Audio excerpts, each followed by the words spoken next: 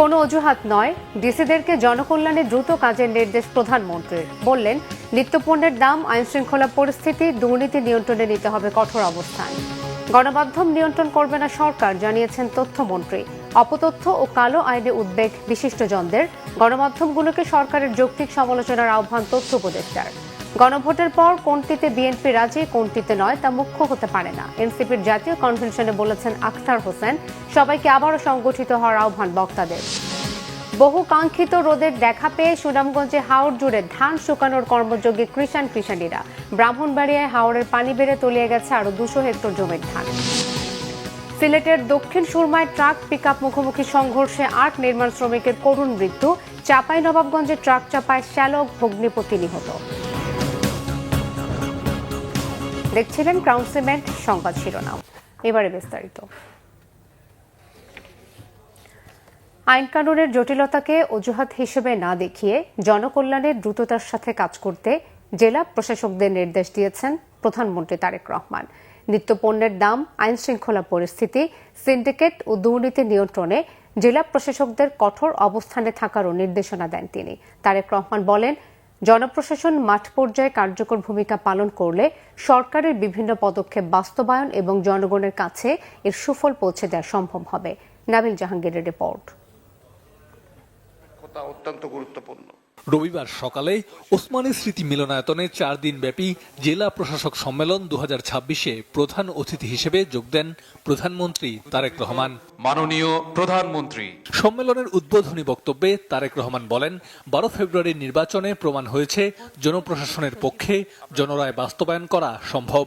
এ সময় জনপ্রশাসনের কর্মকর্তাদের যে কোনো পদে এবং দেশের যে কোনো স্থানে কাজ করার মানসিকতা রাখতে হবে বলে মন্তব্য করেন তিনি। দেশের যে কোনো স্থানেই যে কোনো সময় জনপ্রশাসনের যে কোনো পদে দায়িত্ব পালনের জন্য নিজেদেরকে দয়া করে মানসিকভাবে প্রস্তুত করে রাখুন। প্রয়োজনের অতিরিক্ত আইন কানুন ও জটিলতাকে অজুহাত হিসাবে আমরা ব্যবহার না করি, বরং বাস্তবসম্মত, কার্যকর ও জনস্বার্থ সংশ্লিষ্ট সিদ্ধান্ত গ্রহণের মানসিকতা আমরা প্রশাসনের সকল পর্যায়ে গড়ে তোলার চেষ্টা করি। সরকারি সেবাকে হয়রানি মুক্ত করা এবং প্রতিটি নাগরিকের জন্য সমান সুযোগ নিশ্চিত করা, আমি মনে করি আপনাদের কাজের একটি গুরুত্বপূর্ণ এবং বড় অংশ। যুদ্ধ এবং ফেসিবাদের লুটপাটের ফলে ভঙ্গুর অর্থনীতি নিয়ে বর্তমান সরকারকে কাজ শুরু করতে হয়েছিল উল্লেখ করে প্রধানমন্ত্রী বলেন, জনভোগান্তি না বাড়িয়ে কিভাবে পরিস্থিতি নিয়ন্ত্রণ করা যায় সে লক্ষ্যে কাজ করছে বর্তমান সরকার। ফ্যাসিবাদী শাসনামলে দুর্নীতি, লুটপাট রাষ্ট্র এবং জনগণকে ঋণগ্রস্ত করে ফেলেছিল। সেই শাসনামল 30 লক্ষ কোটি টাকা ঋণের বোঝা নিয়েই বর্তমান সরকার যাত্রা শুরু করেছে। যুদ্ধ পরিস্থিতি থেকে হয়তো এই মুহূর্তে পৃথিবীর কোনো দেশই রক্ষা পায়নি, সব দেশই কম বেশি এফেক্টেড হয়েছে, বাংলাদেশে এফেক্টেড হয়েছে। তবে জনগণের ভোগান্তি না বাড়িয়ে আমরা সকলে মিলে কিভাবে পরিস্থিতির মোকাবেলা করা যায় সেটি হচ্ছে আমাদের চেষ্টা। বা জনগণের যে কোনো ন্যায্য অভিযোগ গুরুত্ব সহকারে প্রতিকারের ব্যবস্থা দয়া করে আপনারা গ্রহণ করবেন। এ সময় দ্রব্যমূল্য, সিন্ডিকেট ও আইন শৃঙ্খলা পরিস্থিতি নিয়ন্ত্রণে জেলা প্রশাসকদের কঠোর ভূমিকা পালনের নির্দেশনা দিয়ে তারেক রহমান বলেন, দুর্নীতিমুক্ত এবং জবাবদিহিমূলক প্রশাসন গড়ে তুলতে সরকার প্রতিশ্রুতিবদ্ধ। দ্রব্যমূল্য নিয়ন্ত্রণ, বাজারের শৃঙ্খলা বজায় রাখা, কৃষকের ন্যায্য মূল্য নিশ্চিত করা অত্যন্ত জরুরি। কোনো ধরনের সিন্ডিকেট বা কৃত্রিম সংকট সৃষ্টির অপচেষ্টা কেউ করতে না পারে, এই জন্য নিয়মিত বাজার তদারকি জোরদার করা প্রয়োজন। শক্তিশালী, জবাবদিহিমূলক কল্যাণ রাষ্ট্র গড়ে তুলতে জনপ্রশাসনকে কার্যকর ভূমিকা রাখার আহ্বান জানান প্রধানমন্ত্রী। রাষ্ট্র সমাজের প্রত্যেকটা মানুষকে রাষ্ট্রীয় সামাজিক নিরাপত্তা বেষ্টনীর মধ্যে নিয়ে আসাই হচ্ছে আমাদের বর্তমান সরকারের লক্ষ্য। নাবিল জাহাঙ্গীর, বাংলাভিশন, ঢাকা। সরকার গণমাধ্যমে কোনো ধরনের হস্তক্ষেপ করবে না এবং সাংবাদিকদের পেশাগত নিরাপত্তা নিশ্চিত করতে কাজ করবে বলে জানিয়েছেন তথ্য ও সম্প্রচার মন্ত্রী জহিরুদ্দিন স্বপন। বিশ্ব মুক্ত গণমাধ্যম দিবসে স্বাধীন, দায়িত্বশীল ও টেকসই গণমাধ্যম গড়ে তোলার আহ্বান জানিয়েছেন সরকার ও মিডিয়া সংশ্লিষ্টরা। তবে একই সঙ্গে উঠে এসেছে অপতথ্য, কালো আইন, নিরাপত্তাহীনতা ও কাঠামোগত দুর্বলতার মতো বড় চ্যালেঞ্জ। বিস্তারিত আসমা আক্তার নূপুরের রিপোর্টে। মানবাধিকার, উন্নয়ন ও নিরাপত্তার জন্য সংবাদপত্রের স্বাধীনতার প্রসার এবারের বিশ্ব মুক্ত গণমাধ্যম দিবসের প্রতিপাদ্য। রবিবার সকালে সার্কিট হাউস রোডে তথ্য ভবনে আলোচনা সভার আয়োজন করা হয়। আলোচনায় উঠে আসে গণমাধ্যমের অপতথ্য, কালো আইন, নিরাপত্তাহীনতা ও কাঠামোগত দুর্বলতার মতো নানা চ্যালেঞ্জ। উৎকর্ষের সাথে সাথে বক্তারা বলেন, অপতথ্য মোকাবিলা, আইনি সংস্কার এবং পেশাগত নিরাপত্তা নিশ্চিত করতে সরকার, মালিক ও সাংবাদিকদের সমন্বিত উদ্যোগ ছাড়া বিকল্প নেই। বাংলাদেশ ফেডারেল সাংবাদিক ইউনিয়নের মহাসচিব কাদের গনি চৌধুরী কালো আইন বাতিল ও ওয়েজ বোর্ড বাস্তবায়নের দাবি জানান। দুটো প্রতি আগুন না জ্বালাতে আজকে 3 ধাপ পিছিয়েছে, 3 ধাপ না পেতে 17 ধাপ আগাতে পারত। কারণ এটা সত্য কথা, স্বাধীন বাংলাদেশে এত স্বাধীনতা সাংবাদিকরা অতীতে ভোগ করছেন আমার জানা নেই। সরকারকে সহযোগিতা করেছে এবং দালালি করেছে, যার ফলে কিন্তু ব্যাকবন মানে এই যে সংবাদ মাধ্যমের যে ব্যাকবন বা তারা সেইভাবে প্রতিবাদ করতে পারে নাই, যার ফলে কিন্তু এই গণমাধ্যম সম্পূর্ণ কন্ট্রোল করে ফেলেছিল স্বৈর সরকার। অনুগত সাংবাদিকতা সরকারকে কোনো অবস্থাতেই মাইলেজ দিবে না। তারা এখন যেভাবে স্বাধীনতা নিশ্চিত করেছেন, তা যদি অব্যাহত থাকে তাহলে বাংলাদেশ অনেক দূর এগিয়ে যাবে। প্রেস কাউন্সিল চেয়ারম্যান বিচারপতি AKM আব্দুল হাকিম বলেন, গণতন্ত্রের জন্য গণমাধ্যমের স্বাধীনতা অপরিহার্য। অনলাইন মিডিয়ার জন্য নীতিমালা প্রণয়নেরও তাগিদ দেন তিনি। শহরের সংবাদ মাধ্যম এবং অনুকূল পরিবেশ ও টেকসই গণমাধ্যম ব্যবস্থা, শহরের সংবাদ মাধ্যম এবং প্রতিষ্ঠানের নিরাপত্তা নিয়ে আমরা যতটা আলোচনা করি, ঠিক ততটা আমরা স্থানীয় কমিউনিটির মাধ্যমে আলোচনা করি না। অবশ্যই এটা চিন্তা করতে হবে।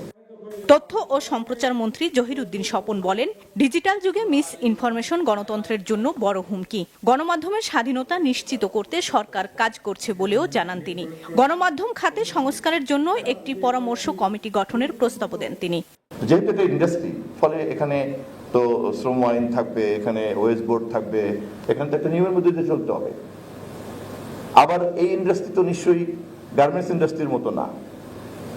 সেখানে তো এই ধরনের ইন্ডাস্ট্রি, এটা তো কোনো যত না বেশি লাভজনক, তার চাইতে একটা অনেক বেশি আর্থসামাজিক গুরুত্বপূর্ণ প্রতিষ্ঠান। রাষ্ট্রের এই প্রতিষ্ঠান, এই শিল্পকে অবশ্যই ফেসিলিটিস দিতে হবে। এটার সঙ্গে যত না বেশি মুনাফা জড়িত, তার চাইতে অনেক বেশি রাষ্ট্র এবং সমাজ পুনর্গঠনের দায়িত্ব নিহিত আছে। মন্ত্রী সকল অংশীজনকে ঐক্যবদ্ধভাবে কাজ করার আহ্বান জানান, যাতে একটি স্বাধীন, দায়িত্বশীল ও শক্তিশালী গণমাধ্যম ব্যবস্থা গড়ে তোলা যায়। Without data any information is nothing but opinion. Asma Akter Nupur, Bangla Vision, Dhaka. বিশ্ব মুক্ত গণমাধ্যম দিবস আজ। এবছর দিবসটির প্রতিপাদ্য শান্তিপূর্ণ ভবিষ্যৎ গঠন, মানবাধিকার, উন্নয়ন ও নিরাপত্তার জন্য সংবাদপত্র স্বাধীনতার প্রসার। দিনটি উপলক্ষে দেয়া বাণীতে তথ্য ও সম্প্রচার মন্ত্রী জহিরুদ্দিন স্বপন বলেছেন, একটি আধুনিক সভ্য রাষ্ট্রের জন্য স্বাধীন ও মুক্ত গণমাধ্যম অপরিহার্য। গণতান্ত্রিক প্রক্রিয়াকে সচল রাখতে এবং রাষ্ট্রকে সঠিক পথে পরিচালিত করতে গণমাধ্যমের ভূমিকা অনস্বীকার্য বলে উল্লেখ করেন তিনি।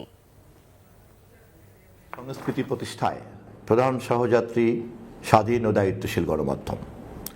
এই তাৎপর্যপূর্ণ প্রতিপাদ্যকে সামনে রেখে আজ বাংলাদেশ সহ বিশ্বব্যাপী বিশ্ব মুক্ত গণমাধ্যম দিবস 2026 উদযাপিত হচ্ছে। আমি গণপ্রজাতন্ত্রী বাংলাদেশ সরকার ও মাননীয় প্রধানমন্ত্রীর পক্ষ থেকে এই দিবস উপলক্ষে সকলকে জানাই আন্তরিক শুভেচ্ছা। প্রিয় দেশবাসী, আপনারা জানেন, বিগত জাতীয় সংসদ নির্বাচনে স্বাধীন গণমাধ্যম প্রতিষ্ঠাই ছিল আমাদের অন্যতম নির্বাচনী প্রতিশ্রুতি। আমরা সেই প্রতিশ্রুতি বাস্তবায়নে মাননীয় প্রধানমন্ত্রীর নির্দেশনা অনুযায়ী ইতিমধ্যেই সংশ্লিষ্ট সকলকে সঙ্গে নিয়ে কাজ শুরু করেছি। গণমাধ্যম একটি গণতান্ত্রিক রাষ্ট্র ব্যবস্থার অন্যতম প্রধান স্তম্ভ। স্বাধীন, বস্তুনিষ্ঠ ও দায়িত্বশীল গণমাধ্যম সমাজে স্বচ্ছতা, জবাবদিহি এবং সুশাসন প্রতিষ্ঠায় গুরুত্বপূর্ণ ভূমিকা পালন করে। রাষ্ট্র ও জনগণের মধ্যে সেতুবন্ধন রচনায় গণমাধ্যমের অবদান অনস্বীকার্য। একই সঙ্গে উন্নয়ন কার্যক্রম এবং নাগরিক অধিকার বিষয়ে সচেতনতা সৃষ্টিতেও গণমাধ্যম অগ্রণী ভূমিকা পালন করে আসছে। বর্তমান বিশ্বে তথ্য প্রযুক্তির অভূতপূর্ব বিকাশ গণমাধ্যমকে দিয়েছে নতুন মাত্রা। ডিজিটাল প্ল্যাটফর্ম, সামাজিক যোগাযোগ মাধ্যম এবং অনলাইন সংবাদ মাধ্যমের প্রসারে তথ্য প্রবাহ হয়েছে দ্রুততর ও বহুমাত্রিক।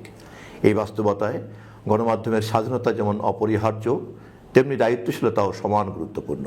আসুন আমরা সবাই মিলে সত্য ও ন্যায়ের পক্ষে দৃঢ় অবস্থান গ্রহণ করি। মুক্ত গণমাধ্যম ও জবাবদিহির সংস্কৃতি প্রতিষ্ঠায় দায়িত্বশীলতার সঙ্গে অবাধ তথ্য প্রবাহ নিশ্চিত করি। গত 25 বছরের মধ্যে গণমাধ্যম এবার সবচেয়ে খারাপ অবস্থানে উল্লেখ করে সব গণমাধ্যমকে সরকারের যৌক্তিক সমালোচনা করার আহ্বান জানিয়েছেন প্রধানমন্ত্রীর তথ্য উপদেষ্টা ডাক্তার জাহিদুর রহমান। দুপুরে বিশ্ব মুক্ত গণমাধ্যম দিবস 2026 উপলক্ষে ইউনেস্কো ও টিআইবির যৌথ আয়োজনে টিআইবির কার্যালয়ে বিশেষ আলোচনা সভায় একথা বলেন তিনি। গণমাধ্যমের পক্ষ থেকে একটি নীতিমালা দরকার বলেও জানান জাহিদুর রহমান। এ সময় মিডিয়া সংস্কার নিয়ে কাজ হচ্ছে জানিয়ে তিনি বলেন, গণমাধ্যম সংস্কার সুপারিশ বাস্তবায়ন নিয়ে সরকারের কোনো অনীহা নেই। এ সময় আটক সাংবাদিকদের নিয়েও কথা বলেন তিনি। জুলাই গণ অভ্যুত্থানের পর আটক সাংবাদিকদের বিষয়ে দ্রুতই সিদ্ধান্ত আসবে, সমাধান হবে। এই বিষয়ে প্রধানমন্ত্রী আশ্বাস দিয়েছেন বলেও জানিয়েছেন তিনি। প্রধানমন্ত্রীকে নওয়াব জিজ্ঞেস করছিলেন যে আগে তো এই ধরনের অনেক কিছু হয়েছে সাংবাদিক সম্পাদকদের উপরে, আপনার সময় আমরা সব ফ্রি করতে পারবো কিনা। তো তার জবাবটা দিয়ে আমি আসলে কথাটা শেষ করি। আমার মনে হয় এটাই জবাব, যে আপনাদের সাথে আমার সুসম্পর্ক যদি নাও থাকে, আপনাদের সাথে আমি শত্রুতা কেন করতে যাব। মানে একটা গণতান্ত্রিক সরকার কখনো কখনো কি হয় যে আমি ব্যক্তিগতভাবে সমালোচনা, যৌক্তিক সমালোচনা নিতে চাই, কিন্তু একটু খারাপও লাগতে পারে। আমরা তো আসলে খুব বেশি গণতান্ত্রিক হয়ে এখনো উঠিনি, আমরা দীর্ঘ সময় এক ধরনের স্বৈরাচারী ব্যবস্থার মধ্যে ছিলাম। কিন্তু আমি এমন কিছু আসলে করতে চাই না, আমরা এমন কিছু করতে চাই না মিডিয়ার সাথে, যেটা আসলে দিনের শেষে মিডিয়ার সাথে সরকারের সম্পর্ককে নষ্ট করবে। গণভোট হয়ে যাওয়ার পর কোনটিতে বিএনপি রাজি আর কোনটিতে রাজি নয় তা মুখ্য হতে পারে না বলেছেন জাতীয় নাগরিক পার্টি এনসিপির সদস্য সচিব আখতার হোসেন। রাজধানী কাকরাইলে ডিপ্লোমা ইঞ্জিনিয়ার ইনস্টিটিউটে এনসিপির জাতীয় কনভেনশনে তিনি কথা বলেন। নির্বাচনের আগে বিএনপি গণভোটে নায়ের পক্ষে গেলে তারা জনবিচ্ছিন্ন হয়ে যেতে বলেও মন্তব্য করেন আখতার হোসেন। এসব অন্য বক্তারা বাংলাদেশে আগামীতে মেগা প্রকল্পের নামে মেগা দুর্নীতি যেন না হয় সে ব্যাপারে সোচ্চার থাকার আহ্বান জানান। সবাইকে আবারও সংগঠিত হওয়ার আহ্বান জানিয়ে হুঁশিয়ারি দেন, নতুন করে কেউ যেন শেখ হাসিনা হতে না পারে।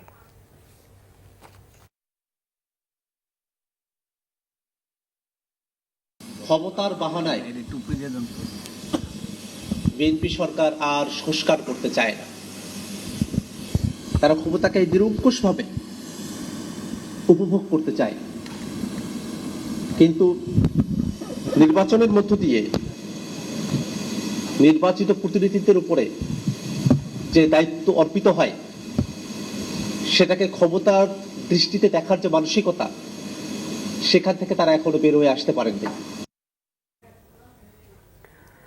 জলাবদ্ধতার পানিতে তলিয়ে যাওয়া ধান কেটেও বিপদে ছিলেন হাওরের কৃষকরা।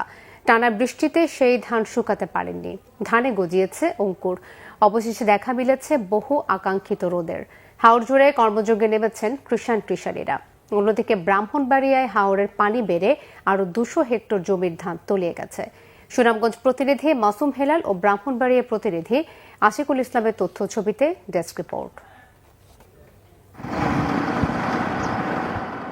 অবশেষে রবিবার সকাল থেকে আকাশে উঠেছে ঝলমলে রোদ। আসমান ভরা রোদ নয়, যেন সোনার হরিণের দেখা পেলেন হাওরের কৃষিজীবী মানুষ।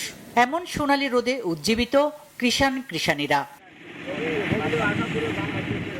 মাড়াই করা ধান শুকাতে এখন সব বয়সের মানুষের মেলা বসেছে হাওরের খলায় খলায়। মহাসড়কের একাংশে ভেজা ধান শুকাচ্ছেন কৃষকরা। বাংলা ভিশনকে জানালেন তাদের সীমাহীন ক্ষতি বঞ্চনার কথা। প্রধানমন্ত্রীর কাছে সাহায্যের আকুল আবেদন তাদের।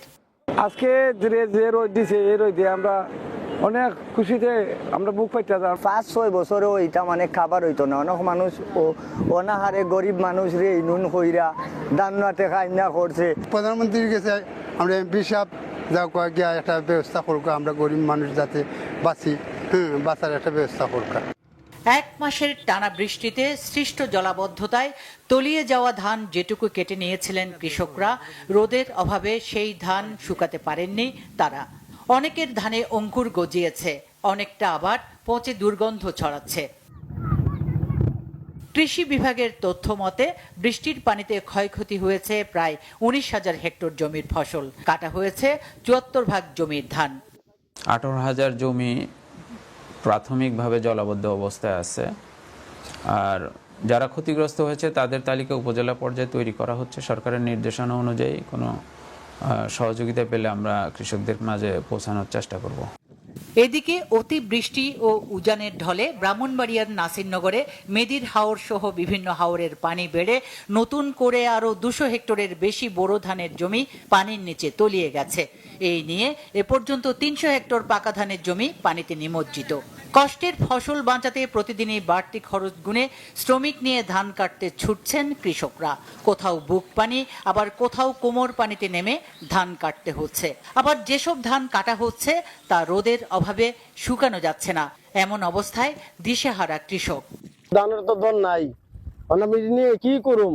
এরা এত কষ্ট করে আমরা জমিন করছি, কিন্তু আমরা জমিনে ধান দেখতে পারতেছি না। ২-৩ দিনের ভিতরে আমার সবগুলা জমিন একবার ছায়ার করে দিয়েছে। কৃষি বিভাগ জানায়, নাসিরনগরের হাওরে চলতি বোরো মৌসুমে ১১,০০০ হেক্টর জমিতে ধানের আবাদ করা হয়। ক্ষতিগ্রস্ত কৃষকদের তালিকা প্রণয়নের কাজ চলছে বলেও জানায় তারা। সুচরিতা সূচি, বাংলা ভিশন নিউজ ডেস্ক। নোয়াখালীর কোম্পানীগঞ্জ উপজেলার মুছাপুরে বেড়িবাঁধ নির্মাণের নিয়মনীতির তোয়াক্কা না করে কাজ করার অভিযোগ উঠেছে। বসতবাড়ি, ফসলি জমি, পুকুর, এমনকি কবরস্থান থেকে মাটি তুলে এই কাজে ব্যবহার হচ্ছে এমন অভিযোগ স্থানীয়দের। এতে আসন্ন বর্ষা মৌসুমে বাঁধ ধসে পড়ার শঙ্কায় তারা। এদিকে অভিযোগের সত্যতা স্বীকার করলেও পানি উন্নয়ন বোর্ডের কার্যকর তেমন কোনো পদক্ষেপ এখনো দেখা যাচ্ছে না। নোয়াখালী দক্ষিণ থেকে সহকর্মী মাওলা সুজনের রিপোর্টে দেখুন বিস্তারিত। জলবায়ু পরিবর্তন ও জলোচ্ছ্বাস থেকে মানুষকে সুরক্ষা দেওয়ার লক্ষ্যে ২০২৫ সালে নোয়াখালীর কোম্পানীগঞ্জের মুসাফর ইউনিয়নের ছোট ধলি এলাকায় প্রায় ৮০০ মিটার বেড়িবাঁধ পুনর্নির্মাণের প্রকল্প হাতে নেয় ঠিকাদারি প্রতিষ্ঠান NJ engineering and construction limited. প্রকল্পে বরাদ্দ দেওয়া হয় প্রায় ১৮ লাখ টাকা। নির্মাণ কাজ শেষ হওয়ার কথা চলতি বছরের জুন মাসে। কিন্তু সেই বাঁধই এখন স্থানীয়দের জন্য নতুন আতঙ্কের কারণ হয়ে দাঁড়িয়েছে। তাদের অভিযোগ, নিয়ম না মেনেই এর নির্মাণ কাজ চলছে। বাঁধের একেবারে পাশ থেকে মাটি উত্তোলন করায় ধসে পড়ছে আশপাশের বসতবাড়ি, নষ্ট হচ্ছে ফসলি জমি, বাগানও। রক্ষা পায়নি বাঁধ সংলগ্ন গাছপালা, কবরস্থান। কাজের সুবিধার কথা বলে ঠিকাদারের লোকজন তাদের কাছ থেকে উল্টো টাকা আদায় করেছেন বলেও অভিযোগ স্থানীয়দের। সতলা ছিল, এরপরে মানুষের পুকুরের ফাট ছিল, কবরস্থান ছিল, এরা এগুলি সব কাটিয়ে আনি এখানে উপরে ভরাট করতেছে। গাছ গাছা সব ফালাই দিছে, কইছি ভাই গাছ গাছও ফালাই দিছে, ঠিক আছে, আমার উড়ান এই দুয়ার তোর মাটিটা লইস না, হেরাক লইয়া লাইতে হইব, এটা সরকারের অর্ডার লইয়া লাইতে হইব। জোরে যদি একটা বাড়ি বর্ষণ হয়, একদিনের বাড়ি বর্ষণ এই রাস্তা মাটি সরিয়ে দেবে, রাস্তা মাটি সরিয়ে দেবে। আমি বাধা দিছি, আর আমার কয়েকজন কি আপনি এখানে বাধা দিবার কেউ নাই, এটা সরকারি কাম, এটা সরকারে বুঝবো। বাড়ির উঠান থেকে মাটি নিয়ে বেড়ি করেছে কেন? হাজার হাজার একর জমি আছে এবং হাজার হাজার ঘরবাড়ি আছে, এগুলা সব নষ্ট হয়ে যাবে। এসব অভিযোগ অস্বীকার করেছে ঠিকাদারি প্রতিষ্ঠান। কাজের স্বার্থে যা প্রয়োজন সেভাবে কাজটি করছেন বলে দাবি তাদের। সরকারি জায়গা, ওখানে মানে ওরা ওয়াবদা যেভাবে আমাদেরকে ফাইন্যান্স বোর্ড যেভাবে আমাদেরকে ইনস্ট্রাকশন দিচ্ছে ওইভাবে আমরা করছি। আসলে লাস্টের দিন আসি মানে আবার ওই এক ভদ্রলোক ওখানে আমার থেকে কাজটা কিনতে চাইছিল আর কি, কাজটা করতে চাইছিল। তো আমি তো ছোট কাজ, আমাদের কাজ কাম নাই, আমরা করছি আর কি। এতে উনিও একটু খেসছে আর কি। বাঁধ নির্মাণ কাজের বেহাল দশার কথা স্বীকার করেছে পানি উন্নয়ন বোর্ড। নিরাপদ দূরত্ব রেখে মাটি উত্তোলন এবং ক্ষতিগ্রস্ত এলাকা পুনরুদ্ধারে ঠিকাদারদের নির্দেশ দেওয়া হয়েছে বলে দাবি তাদের। সেটব্যাক ডিস্টেন্স যেটা বলি সেটা রাখে নাই, এবং এটা দেখে তারা এগুলা রেকটিফাই করে যে আমাদের নিয়ম মোতাবেক সেভাবে আর কি দূর থেকে মাটি নিয়ে কাজ করার জন্য বলা হয়েছে, এবং গোড়ায় যেখান থেকে মাটি কেটেছে সেটা ফিল আপ করে দেওয়ার জন্য বলা হয়েছে, এবং সামনে তদনুযায়ী কাজ বাস্তবায়ন করা হলেই আমাদের এটার ক্ষেত্রে আমাদের যে পোস্ট ওয়ার্ক মেজারমেন্ট টাস্কফোর্স কর্তৃক নেওয়া হয় সেটার জন্য পাঠানো হবে, অন্যথায় আমাদের আর কি বিধি মোতাবেক যেটা আছে ব্যবস্থা নেওয়া হবে। ক্ষতিগ্রস্ত এলাকা রক্ষা করে সঠিকভাবে বাঁধ নির্মাণ করে দ্রুত কার্যকর পদক্ষেপ দেখতে চায় এলাকাবাসী। মাওলা সুজন, বাংলা ভিশন, নোয়াখালী। সিলেট ও চাঁপাইনবাবগঞ্জে আলাদা সড়ক দুর্ঘটনায় ১০ জন নিহত হয়েছেন। ভোর ৬টার দিকে সিলেটের দক্ষিণ সুরমায় তেলিবাজার ব্রিজের পাশে ট্রাক ও পিকআপের মুখোমুখি সংঘর্ষ হয়। পুলিশ ও স্থানীয়রা জানান, নিহতরা পিকআপে করে নির্মাণ কাজের উদ্দেশ্যে সুনামগঞ্জে যাচ্ছিলেন। পথে বিপরীত দিক থেকে আসা একটি ট্রাকের সঙ্গে সংঘর্ষে পিকআপটি দুমড়ে মুচড়ে যায়। এতে ঘটনাস্থলেই তারা নিহত হন। সিলেট দক্ষিণ মেট্রোপলিটন পুলিশের উপপুলিশ কমিশনার মোহাম্মদ রিয়াজুল কবির নিহত হওয়ার বিষয়টি নিশ্চিত করেছেন। দুর্ঘটনার পর কিছু সময় মহাসড়কে যান চলাচল বন্ধ থাকলেও পরে পরিস্থিতি স্বাভাবিক হয়। অন্যদিকে চাঁপাইনবাবগঞ্জের নাচলে ট্রাক চাপায় মোটরসাইকেলে থাকা শ্যালক ও দুলাভাই নিহত হয়েছেন। সকাল 6টার দিকে বেনিপুরে এই ঘটনায় তারা নিহত হলেন। তারা হলেন শিবগঞ্জ উপজেলার আটরশিয়ার ইউনিয়নের বালুটুঙ্গি গ্রামের রবিউল ইসলাম জিসান এবং নাচল উপজেলার আজিমপুর গ্রামের সোহাগ হোসেন। বিষয়টি নিশ্চিত করেছেন নাচল থানার অফিসার ইনচার্জ সুকমল দেবনাথ। চট্টগ্রামে একীভূত হওয়া 5 ব্যাংকের জমানো টাকা ফেরত ও হেয়ার কাট পদ্ধতি বাতিলের দাবিতে বিক্ষোভ করেছেন গ্রাহকরা। সকালে মহানগরীর খাতুনগঞ্জে ইউনিয়ন ব্যাংকের শাখায় এই বিক্ষোভ হয়। এ সময় ব্যাংকের শাখাটিতে তালা ঝুলিয়ে দেন বিক্ষোভকারীরা। গ্রাহকদের দাবি, তাদের আমানতের ওপর মুনাফা কর্তন বা হেয়ার কাট পদ্ধতি অবিলম্বে বাতিল করতে হবে। নির্দিষ্ট মেয়াদ শেষে কিংবা জরুরি প্রয়োজনে পুরো টাকা ফেরত দেওয়ার পাশাপাশি ব্যাংকের স্বাভাবিক লেনদেন দ্রুত চালু করার দাবিও জানান তারা। গ্রাহকরা অভিযোগ করে বলেন, 2024 সালের জানুয়ারি থেকে 2025 সালের ডিসেম্বর পর্যন্ত আমানতের উপর মুনাফা না দেওয়ার সিদ্ধান্ত অযৌক্তিক। নানা অজুহাতে ব্যাংকগুলো আমানত ফেরত দিচ্ছে না, ফলে ভোগান্তিতে পড়েছেন তারা। একীভূতকরণের পর ব্যাংকগুলোর ব্যবস্থাপনায় চরম অস্থিরতা তৈরি হয়েছে বলে অভিযোগ বিক্ষোভকারীদের। এখনো পর্যন্ত আমাদের কোনো লেনদেন স্বাভাবিক হয়নি। হেয়ার কাট এখনো আমাদের উপরে অব্যাহত আছে। আমরা এটা থেকে মুক্তি চাই, পরিত্রাণ চাই। আর কত জুলুম করবে? বাচ্চা মারা যাচ্ছে, রোগী হার্ট অ্যাটাক করতেছে, হাসপাতালের বিল দিতে পারতেছে না, ঘর ভাড়া দিতে পারতেছে না। সাবেক গভর্নর মনসুর উনি যে খালা খারুন করে গেছে, এই হেয়ার কাটটা বাতিল চাই, আমরা ব্যাংকের লেনদেন স্বাভাবিক চাই। দেশের বিভিন্ন জায়গার আরো কিছু খবর নিয়ে একটা ডেস্ক রিপোর্ট। গাজীপুরের ইন্টারন্যাশনাল মেডিকেল কলেজে নবীনবরণ অনুষ্ঠিত হয়েছে। এতে প্রধান অতিথির বক্তব্য রাখেন বিএনপির স্থায়ী কমিটির সদস্য ডক্টর আব্দুল মঈন খান। এর আগে তিনি মেডিকেল শিক্ষার্থীদের 27তম ব্যাচের অনুষ্ঠানে প্রধান অতিথির বক্তব্য রাখেন। অনুষ্ঠান শেষে সাংবাদিকদের বিভিন্ন প্রশ্নের জবাব দেন তিনি। প্রতিষ্ঠানটির অধ্যক্ষ অধ্যাপক ASM ইকবাল হোসেন চৌধুরীর সভাপতিত্বে আরও বক্তব্য রাখেন ম্যানেজিং ডিরেক্টর MM মুবিন খান সহ অনেকে। দেশে শতকরা 80% নারীর কর্মসংস্থানের ব্যবস্থা করার আশাবাদ সমাজ কল্যাণ প্রতিমন্ত্রী ব্যারিস্টার ফারজানা শারমিন পুতুলের। বলেছেন, উন্নয়ন বলতে শুধু বাগাতিপাড়ার উন্নয়ন নয়, পুরো বাংলাদেশের উন্নয়ন হবে। এজন্য সকলের সহযোগিতা চেয়েছেন প্রতিমন্ত্রী। নাটোরের লালপুরে চন্দনা ও খলিশাডাঙ্গা খাল পুনঃখনন কাজের উদ্বোধন শেষে এসব কথা বলেন তিনি। লালপুর উপজেলা নির্বাহী কর্মকর্তা জুলহাস হোসেন সৌরভের সভাপতিত্বে উপস্থিত ছিলেন লালপুর থানার ওসি শফিকুল ইসলাম সহ অনেকে। পাবনায় সড়ক দুর্ঘটনায় ক্ষতিগ্রস্ত 17টি পরিবারের মাঝে আর্থিক অনুদানের চেক বিতরণ করেছে BRTA এর ট্রাস্টি বোর্ড। জেলা প্রশাসকের সম্মেলন কক্ষে এতে প্রধান অতিথির বক্তব্য রাখেন সংসদ সদস্য শামসুর রহমান শিমুল বিশ্বাস, অতিরিক্ত জেলা প্রশাসক মনিরুজ্জামান, অতিরিক্ত পুলিশ সুপার শরীফুল ইসলাম সহ অনেকে উপস্থিত ছিলেন এ সময়। খাগড়াছড়িতে বর্ষবরণ উদযাপন কমিটির অনুষ্ঠান মূল্যায়ন ও মতবিনিময় সভা হয়েছে। খাগড়াছড়ি সরকারি উচ্চ বিদ্যালয় মিলনায়তনে সভায় প্রধান অতিথি ছিলেন জেলা বিএনপির সাধারণ সম্পাদক MN আফসার। এ সময় অনুষ্ঠানের প্রধান পৃষ্ঠপোষক সংসদ সদস্য ওয়াদুদ ভুইয়ার পক্ষ থেকে আয়োজকদের জন্য শুভেচ্ছা স্মারক দেয়া হয়। গোপালগঞ্জের কোটালীপাড়ায় 14তম কবি সুকান্ত মেলা উদযাপন উপলক্ষে প্রস্তুতিমূলক সভা অনুষ্ঠিত হয়েছে। কোটালীপাড়া উপজেলা পরিষদ হলরুমে অনুষ্ঠিত সভায় প্রধান অতিথির বক্তব্য রাখেন সংসদ সদস্য SM জিলানি। সভাপতিত্ব করেন কোটালীপাড়া উপজেলা নির্বাহী কর্মকর্তা শাগুফতা হক। নোয়াখালী সদরের সুবিধা বঞ্চিত শতাধিক শিক্ষার্থীর মাঝে বিনামূল্যে সহায়ক বই ও উপকরণ বিতরণ করেছে সামাজিক, মানবিক ও সাংস্কৃতিক সংগঠন আলোর দিশারি। সদর উপজেলার নিয়াজপুর ইউনিয়নের বাইতুল আমান জামে মসজিদ প্রাঙ্গণে আয়োজিত এই অনুষ্ঠানে প্রধান অতিথি ছিলেন সংসদ সদস্য মোহাম্মদ ফখরুল ইসলাম। বিশ্ব মুক্ত গণমাধ্যম দিবস 2026 উপলক্ষে সাতক্ষীরায় প্রতীকী অবস্থান কর্মসূচি পালন করেছেন জেলায় কর্মরত সাংবাদিকরা। শহরের শহীদ আব্দুর রাজ্জাক পার্কের কেন্দ্রীয় শহীদ মিনারের সামনে এই কর্মসূচিতে গণমাধ্যম কর্মী, পেশাজীবী, সাংস্কৃতিক সংগঠনের নেতাকর্মী ও সচেতন নাগরিকরা অংশ নেন।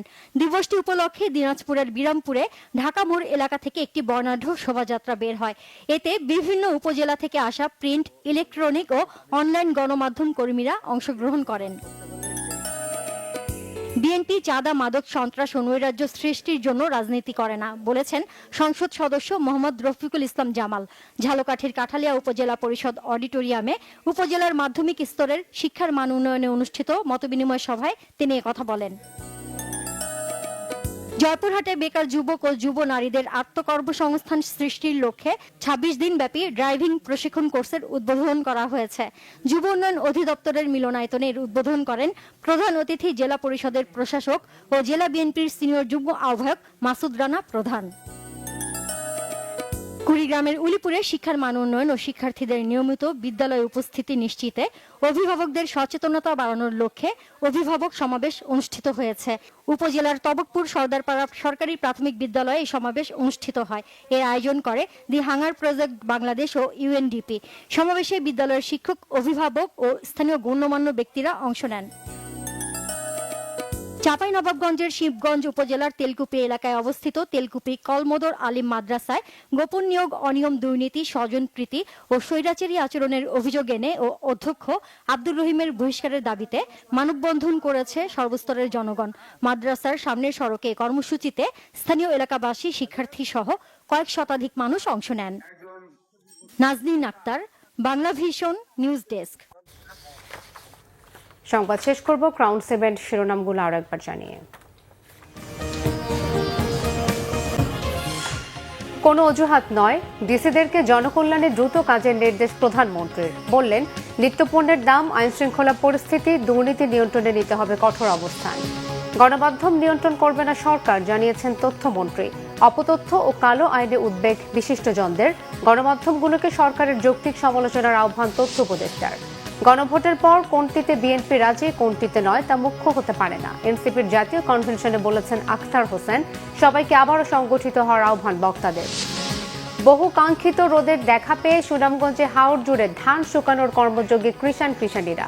ব্রাহ্মণবাড়িয়ায় হাওরের পানি বেড়ে তলিয়ে গেছে আরো ২০০ হেক্টর জমির ধান। সিলেটের দক্ষিণ সুরমায় ট্রাক পিকআপ মুখোমুখি সংঘর্ষে ৮ নির্মাণ শ্রমিকের করুণ মৃত্যু।